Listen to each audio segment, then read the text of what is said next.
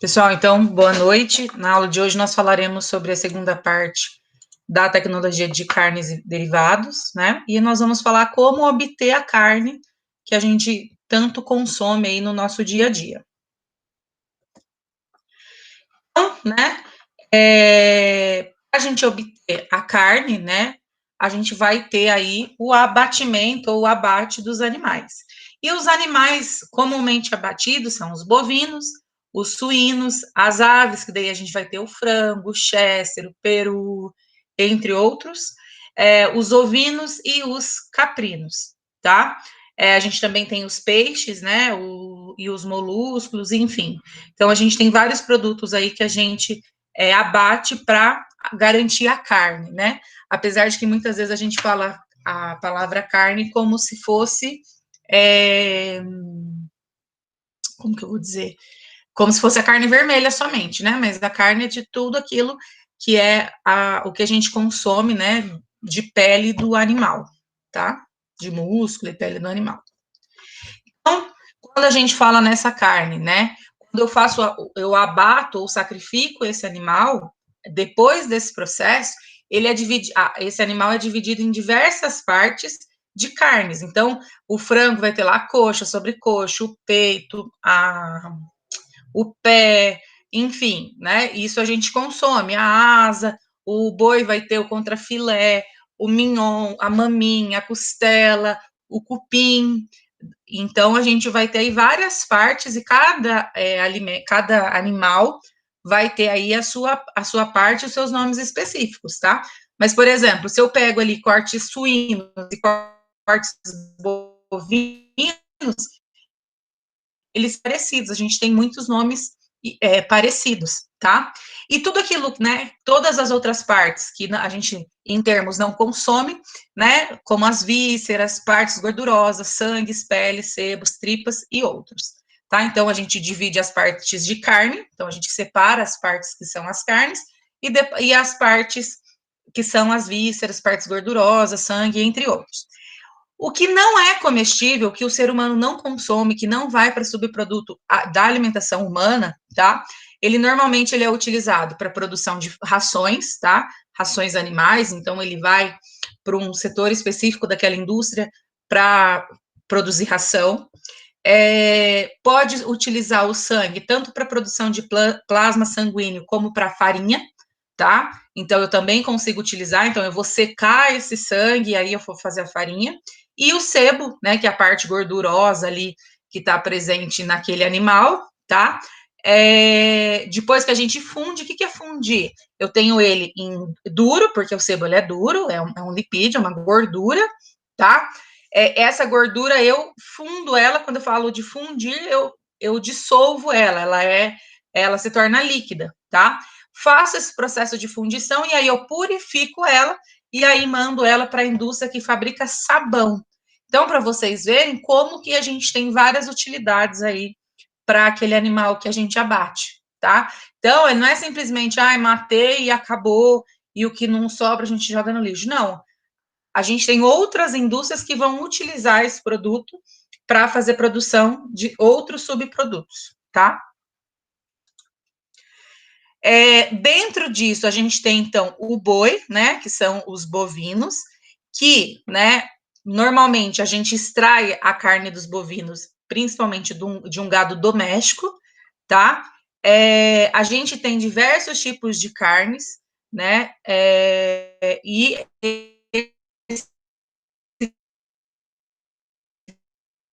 da alimentação da África, da Ásia Oriental e do Sudeste Asiático. Tá? Quando a gente fala da carne bovina, né, é a carne que a gente, não que a gente mais consome, tá? Porque a gente tem o frango aí que é bastante consumido, mas do gado doméstico que a gente retira a maior parte da carne que a gente consome, tá? E aí, né, quando eu falo da carne, eu também preciso lembrar que a gente vive alguns tabus culinários, né, em algumas culturas, que eu creio que vocês viram isso na disciplina de História da Alimentação. Por quê? Porque em algumas religiões, em algumas culturas, é proibido o seu consumo, né, da carne do boi, tá, gente? Essas culturas conseguem consumir outros alimentos, mas, por exemplo, o hinduísmo, a gente não, né, porque eu não sou hindu, mas as pessoas não podem consumir carne de boi. Por quê? Porque eles creem que o boi, ele é um deus, e aí eles não podem comer o boi, né? Então, é uma religião que reverencia aí os bovinos, né? E de forma que os budistas os desencorajam a se alimentar daquele alimento.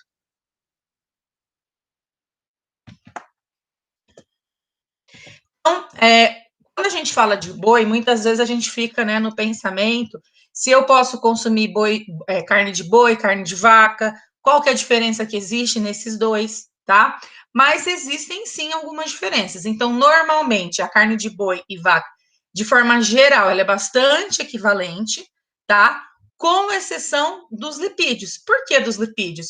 Porque os bois, né, o macho, ele tem menos gordura e mais músculo, que foi algo que a gente comentou ontem, né, do que as vacas, tá? Mesmo que criados em condições iguais.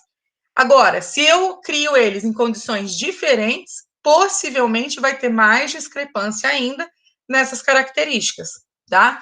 E aí, né, dependendo da situação econômica daquela produção, daquele produtor, daquele país, né, muitas vezes a vaca acaba sendo mantida simplesmente para reproduzir, tá? E aí, depois que passam da sua idade fértil, da sua idade produtora, reprodutiva, tá? Elas são utilizadas para produção de carne, tá?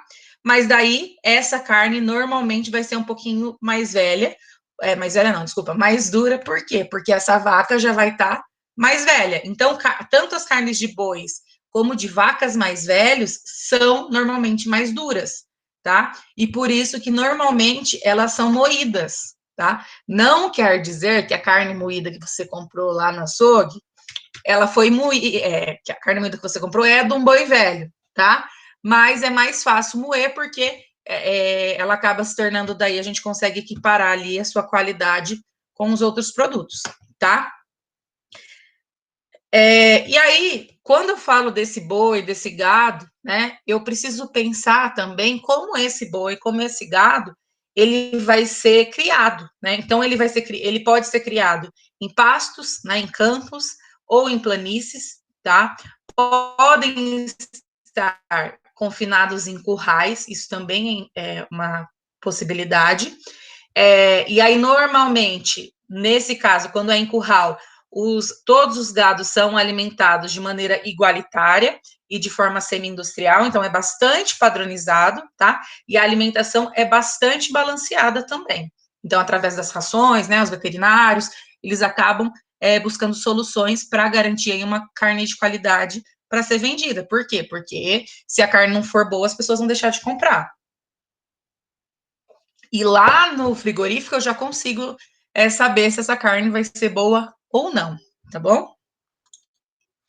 Aí aqui a gente tem um exemplo dos cortes bovinos, né? Então aqui a gente consegue ver, isso é um dos exemplos, tá? A gente poderia falar de outros exemplos, mas aqui é um dos exemplos das principais carnes que a gente tem aí do corte, né, brasileiro principalmente, então aonde que a gente consome, tá? Então, a gente tem a alcatra, a picanha, ó, gente, a picanha é só um pedacinho, esse colchão de fora aqui é o colchão duro, tá?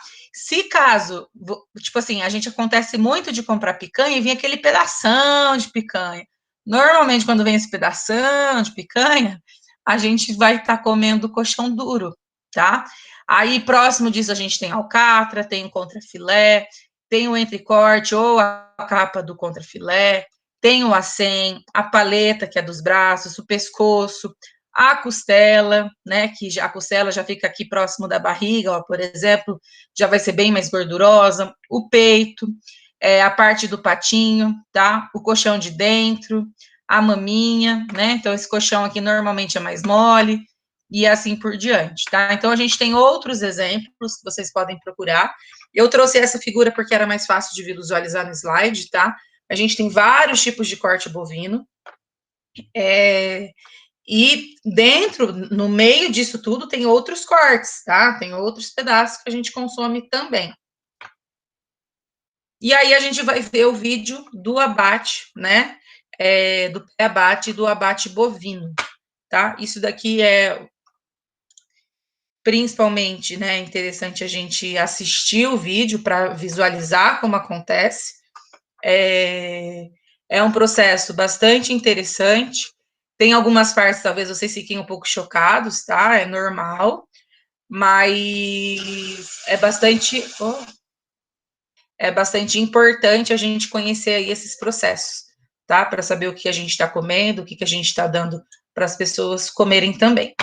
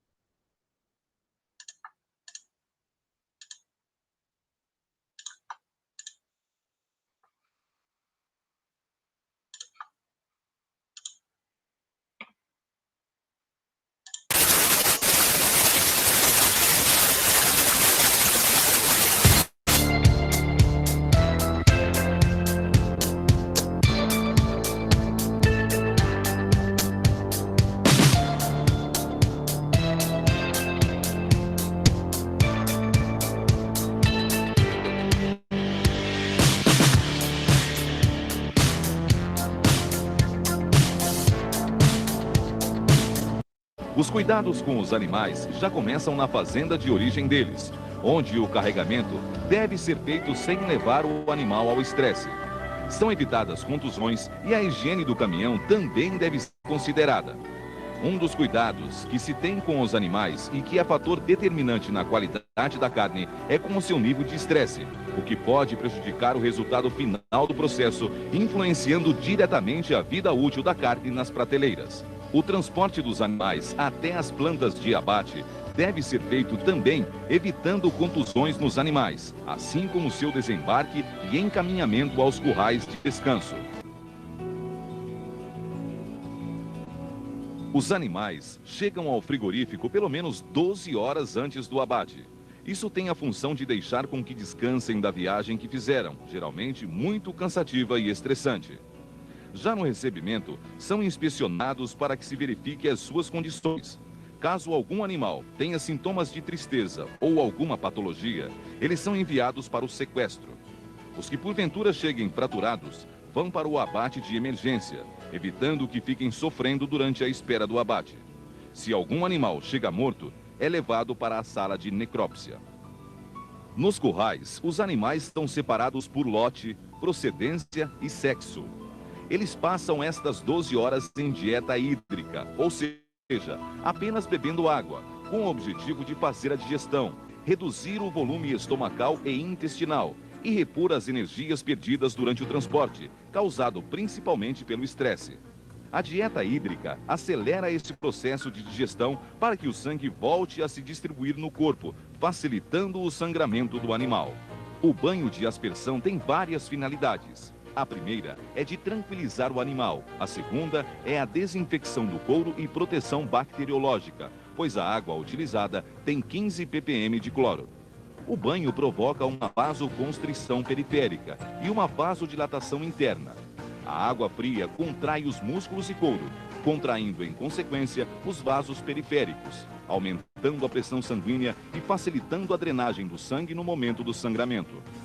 Logo após esses processos, os animais são conduzidos ao box de atordoamento. Após sua saída dos currais, estes são levados e depois higienizados para poderem receber outros animais.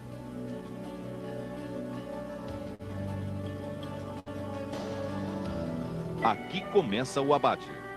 Com o uso de uma pistola pneumática, o animal será insensibilizado. Traçando uma linha imaginária da base dos chifres aos olhos do lado oposto, pode-se encontrar o local exato para uma perfeita insensibilização.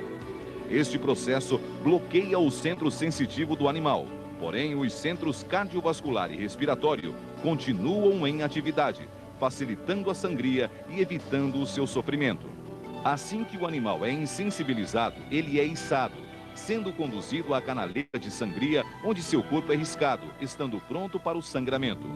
Para cada ponto do processo, os cuidados são extremos. As facas são sempre esterilizadas ao passar de um animal para outro, pois assim são evitados quaisquer tipos de contaminação. O processo entre a insensibilização e a sangria não leva mais de 1 minuto. Até que aconteça a operação de esfola, o tempo mínimo levado é de 3 minutos, para que não haja desvio do sangue e acabe por prejudicar a drenagem natural por bombeamento. No processo de sangria, o sangue que não é drenado fica no interior dos músculos, tornando a carne mais vermelha. Quanto mais sangue no músculo, mais escura a carne. Vale lembrar que o sangue é meio de cultura universal, o que facilitaria a multiplicação bacteriológica, diminuindo o tempo de vida útil da carne. Na esfola, são retirados os chifres e as orelhas. Libera-se a pele da cabeça, esfolam-se as virilhas, retiram-se as patas. Sempre as facas são esterilizadas. Parte muito importante do processo é a oclusão do reto com ensacamento, onde esta parte é esfolada e ensacada para que se evite a contaminação da carcaça em alguma outra parte. Para finalizar essa fase, no término da esfola, é retirado todo o couro do animal com o auxílio de um guincho. Identificação, evisceração e inspeção. Nesta fase, todos os animais são inspecionados por uma equipe de 13 técnicos ligados ao Ministério da Agricultura e um veterinário. É feita a inspeção de cada carcaça e das vísceras dos animais abatidos. Com o uso de uma faca, todos os excessos de gordura da capa dura, possíveis contaminações, contusões e coágulos são retirados e enviados à graxaria. A gordura do colchão mole, após retirada, é depositada em uma bandeja branca, destinada à sala de miúdos para ser processada. Este é o processo de toalete. As carcaças são todas identificadas com carimbos da inspeção e classificações como o CIF de origem, dianteiros, traseiros e costelas. Na hora de carimbar, é feito um bombeamento da paleta para drenar o sangue da articulação. Isso evita que durante o transporte se formem coágulos de sangue na carne. A carcaça passa então por uma lavagem, que tem a função de retirar a serragem e eliminar o sangue periférico. Utiliza-se água com cloro a 2,5 ppm. Miúdos, bucharia e triparia. Todos os subprodutos comestíveis dos animais abatidos são devidamente toaletados em sala específica, onde retiram-se excesso de gorduras, aponeurose, linfonódulos, gânglios e tendões. Após a toalete, vem a lavagem e resfriamento. Os subprodutos são inspecionados um a um pela equipe do Ministério da Agricultura para terem como destino o consumo. As carcaças, logo após o abate, são levadas às câmeras de resfriamento, onde chegam com a sua temperatura girando em torno de 37 a 38 graus centígrados. Na câmara de resfriamento, uma carcaça fica por no mínimo 18 horas, obedecendo ao seguinte gradiente de alteração de temperatura. Nas primeiras horas, a temperatura da carcaça baixa 2 graus a cada hora. A partir daí, a temperatura cai 1 grau por hora até que a carcaça atinja a temperatura de 7 graus. A carne, em seu estado inicial, tem pH 7. Com a redução de temperatura, o pH se reduz até chegar ao ponto ideal, 5,2, ou seja, com um maior grau de acidez. Observe um gráfico agora para visualizar a influência que o estresse pode ter na vida útil da carne na prateleira. Primeiro, consideremos um animal que sofreu o processo de abate ideal, sem estresse, dentro do previsto, para que a carne chegue ao grau de acidez de 5,2. Isso fará com que a carne mantenha seu grau de acidez durante um tempo satisfatório. Então, a risco volta a subir até a carne chegar ao fim de sua vida útil. Agora, você verá a curva do pH do animal que sofreu traumas durante o pré-abate. Nas 24 horas do resfriamento, a carne já não consegue chegar ao seu pH ideal. Assim, a carne está muito mais próxima do seu apodrecimento do que a carne que tenha sofrido o processo correto. Logo após o esvaziamento da área de resfriamento, esta é higienizada com água, detergente e cloro nas paredes, nos tetos, no piso e nos trilhos. Processo de desossa. A sala de desossa consiste em um ambiente climatizado, com temperatura ambiente entre 7 e 10 graus centígrados. Isso faz com que não ocorram variações na temperatura ambiente, evitando formação de suco nos cortes e o desenvolvimento de micro-organismos, que seria favorecido com o aumento da umidade e temperatura. Os desossadores recebem as peças traseiro ou dianteiro e fazem a separação de cortes, procurando também o maior aproveitamento do músculo do osso. Há um cuidado excessivo para que não haja mutilação nem rompimento na película protetora dos cortes. Todo o cuidado que teve o desossador terá agora o profissional da toalete. Também deve-se evitar mutilação e sempre deve ser mantida a película protetora do corte. Deve haver também o mínimo contato físico possível com o produto, evitando assim as contaminações. Dos cortes, são retiradas as partes não comestíveis, que são os sebos, aponeuroses e coágulos, sendo estes produtos enviados à refinaria para serem processados. Os recortes são utilizados como matéria-prima para a industrialização, onde são feitos hambúrgueres, corned beef, entre outros. Quanto menor o pedaço de carne, maior o cuidado na higiene do ambiente, em função de possuir maior área de carne exposta à contaminação. Cada 100 quilos de carne com osso pode resultar em 70 a 78 quilos de cortes desossados, dependendo da musculatura do animal e principalmente da limpeza dos cortes. Vamos mostrar agora um exemplo para que você visualize melhor a vantagem de adquirir para seu estabelecimento uma carne que já vem totalmente limpa, mesmo pagando preços diferentes. Pode ser que o que você está pagando mais barato esteja custando mais caro. Vamos considerar uma compra de 8 quilos de carne quase limpa e 8 quilos de uma carne totalmente limpa e embalada a vácuo, ao preço de R$ 3,00 o quilo. A primeira carne teve que ser limpa antes de ir ao ponto de venda e resultou em 7,5 quilos de carne. As perdas foram relacionadas à geração de suco, com 200 gramas, e ao sebo, 300 gramas. O aproveitamento foi, então, de 93,75% da carne. O preço pago pelo quilo da carne foi, então, na verdade, R$ 3,20. A segunda carne, já sem sebo e embalada a vácuo, teve apenas uma perda de 100 gramas, e isso devido à geração de suco inevitável. O aproveitamento foi de 98,75%, 7,9 quilos de carne. Neste caso, o preço real pago pela carne foi de R$ 3,04.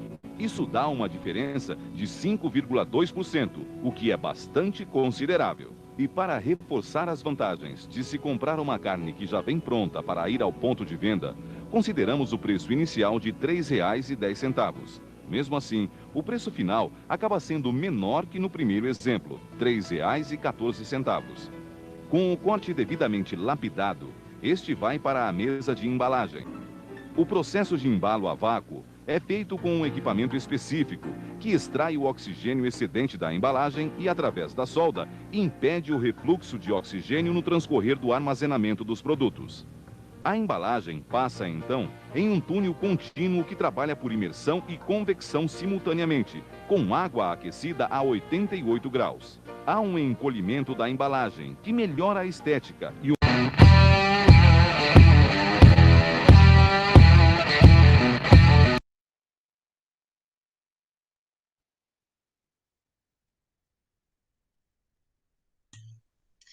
Esse, então, é como acontece aí o abate, o pré-abate, a importância.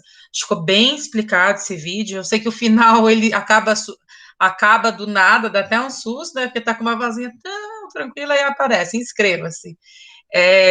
Mas é bem interessante, eu achei bem legal esse vídeo, apesar da qualidade em si não estar tão excelente, né? Então, quando a gente fala de abate, a gente está falando, né, desse processo de transformação do músculo em carne, que é o que a gente pretende buscar, né? E aí, gente, eu creio que vocês já ouviram falar, pelo menos, de um outro tipo de abate, que também é abate de carne, de boi, tá? Que fala sobre o abate halal, tá? Como ele é feito no Brasil. E aí eu queria, esse vídeo já é mais curtinho, tem 3 minutos, tá? E eu queria passar para vocês conhecerem um pouquinho esse processo também, tá? Porque é um processo um pouquinho diferente, tem aí alguns aspectos, a imagem realmente não está das melhores, tá? Mas eu creio que dá para escutar e dá para entender bem aí o que está sendo falado, tá? Só não está querendo ir, né?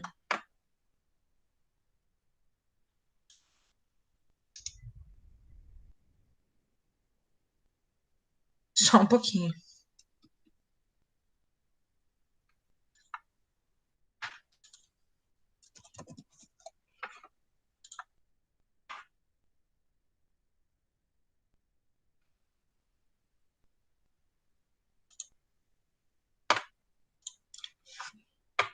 É que abriu em outro site, calma aí.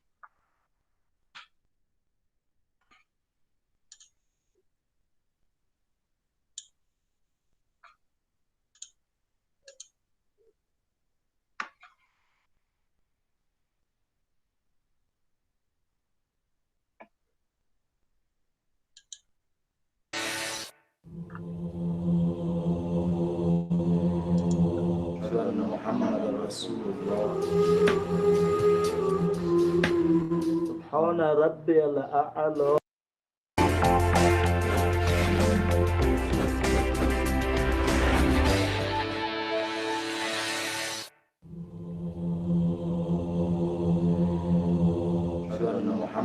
سبحان ربي الأعلى. A reza ao amanhecer anuncia mais um dia de abate muçulmano. No corredor da morte, o gado toma banho, enquanto uma comitiva do Irã se prepara para o ritual sagrado. Para ter acesso ao frigorífico é preciso usar esse uniforme e ainda touca e capacete. Além disso, celulares, alianças, relógios, tudo tem que ficar do lado de fora. Questão de higiene, para evitar qualquer possibilidade de contaminação da carne. Vamos lá?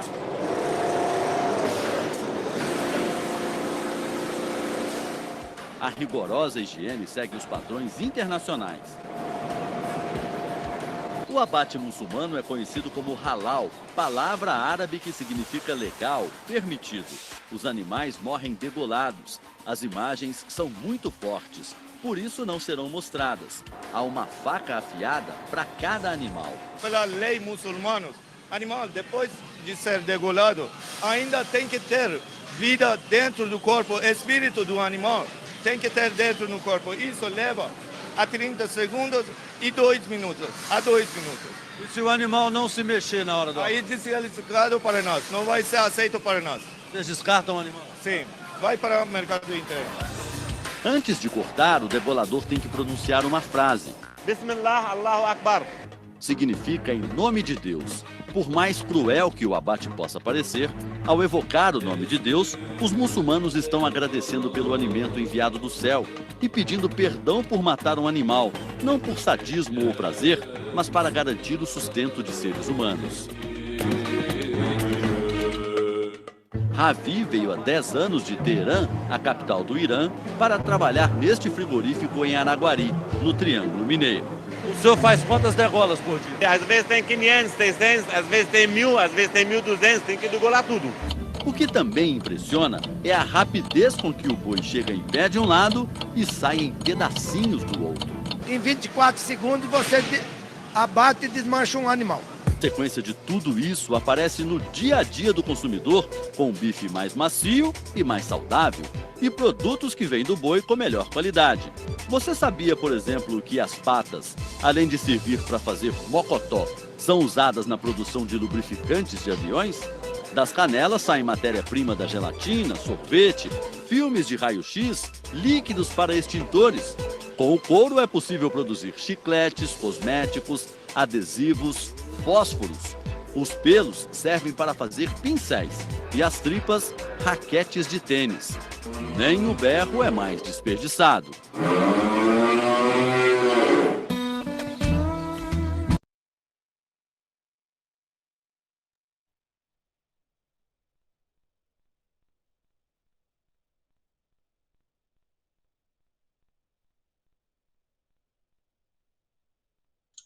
Essa foi a parte, então, do abate halal, né, que tem todo um cuidado para a gente fazer esse processo. Normalmente vem o pessoal desses países para o Brasil, fazem todo um treinamento, ensinam, tem que ter muçulmanos ali que vai fazer aquela oração lá, né, então é algo bem específico e eu acho importante a gente conhecer. Por quê? Porque normalmente tem um selo, então vamos supor que vocês vão trabalhar numa cultura muçulmana, enfim, você vai ter que comprar carne que tem essas características, não pode ser qualquer carne, tá? Então, às vezes, a gente, por que eu tenho que saber isso?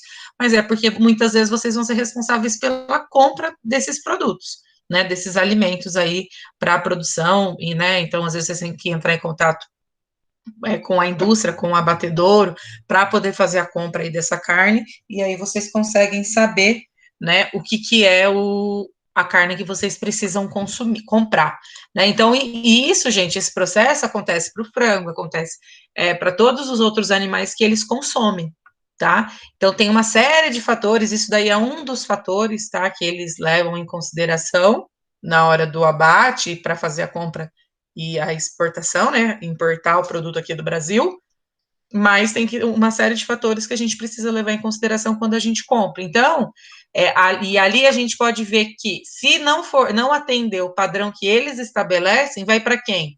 Vem para o mercado interno, tá? Quer dizer que é pior ou melhor? Não, mas é um processo que acontece ali na hora que eles estão fazendo e acaba ficando para a gente, porque a gente não tem essa característica na religião, apesar de ter vários muçulmanos brasileiros, né, mas nós, brasileiros comuns, não temos essa característica, tá? Então, essa seria a primeira parte da aula. Eu até tenho mais alguns slides para passar, mas eu acho que não vai dar tempo. Vamos passar, daí eu termino bem em cima, tá? E aí, gente, além disso, né, então, esse processo todo, ele é, então, chamado nesse processo de transformação do músculo em carne. Então, mesmo após a morte do animal, que é ali após a sangria e tudo isso, essa musculatura do animal ainda permanece viva, ela ainda está passando por processos e reações bioquímicas e físicas, né, que vai fazer com que o músculo se transforme em carne. Então, devido à morte, né, acontece ali a falência sanguínea, então acaba-se o sangue, consequentemente o aporte de oxigênio, que é transportado pelas células, né, e aí o controle nervoso acaba não chegando mais na musculatura através das células, através dos impulsos nervosos. E a partir daí, o músculo começa a consumir, através da via anaeróbia, para garantir, né, energia para esse processo contrátil, de contração da musculatura, né, ele começa a consumir o glicogênio, que é um carboidrato que está presente no sangue, tá? E aí, a partir desse consumo, né, desse glicogênio, ele transforma em glicose, né, e aí, a partir desse processo, ele consegue transformar essa glicose em ácido lático e automaticamente é quando acontece a queda do pH, que até comenta ali no vídeo, né, de 5,2, que é quando chega ali no processo ideal da transformação do músculo em carne. Então, né, depois que eu gastei todo esse depósito energético que tinha ali presente nessa carne, né, esse processo de contração, ele acaba parando de acontecer, tá? E aí ele acaba formando aquele complexo irreversível que a gente aprendeu na aula de ontem, actina-miosina, tá? Actomiosina. E aí é nesse momento que acontece, né, o rigor mortis, que é onde os músculos se transformam em carnes, tá?